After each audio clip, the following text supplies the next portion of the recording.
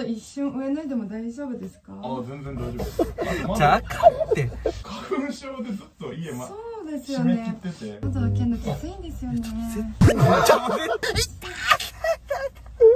すぎ見すぎ。花粉症ですか？花粉症です、花粉症です。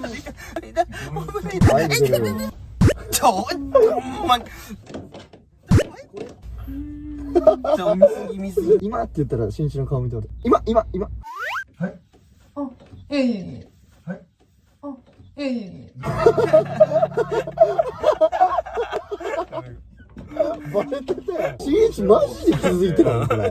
気づいてないこれ。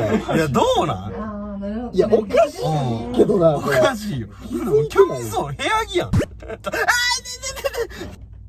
何しそうっすか？いや、お前。エアコン見てるふりして今。